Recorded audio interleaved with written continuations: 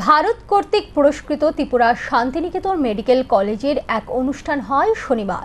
আয়োজিত অনুষ্ঠানে উপস্থিত ছিলেন পশ্চিম ত্রিপুরা জেলা শাসক ডক্টর বিশাল কুমার, বাংলাদেশ সহকারী হাই কমিশনার আরিফ মোহাম্মদ সহ ত্রিপুরার শান্তিনিকেতন মেডিকেল কলেজের কর্মকর্তারা। পশ্চিম ত্রিপুরা জেলা শাসক ডক্টর বিশাল কুমার বক্তব্য রাখতে গিয়ে বলেন, সমাজের প্রত্যেকটি ব্যক্তি কোনো না কোনো গুরুত্বপূর্ণ কাজ করে চলছে। এর মধ্যে অন্যতম হলো চিকিৎসকরা। তারা সমাজে অত্যন্ত গুরুত্বপূর্ণ দায়িত্ব পালন করেন। তাদের কিভাবে আরও সম্মান বাড়ানো যায় সেদিকে গুরুত্ব দিয়ে দায়িত্ব পালন করতে হবে আগামী দিন। আয়োজিত অনুষ্ঠানে এদিন শান্তিনিকেতন মেডিকেল কলেজের ছাত্রছাত্রীরাও উপস্থিত ছিলেন। छोटी सी सर्जरी के लिए भी 2-3 लाख रुपए लग जाते हैं। मुझे याद है कि हम लोग, मैं खुद सर्जन हूँ। I believe that the profit margin in case of private sectors has increased to more than 50-60%, and that is actually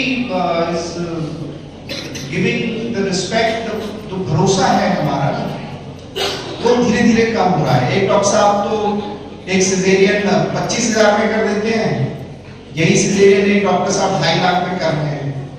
तो people believe system is being somewhere it being mismanaged by few of the businessmen who are working with us.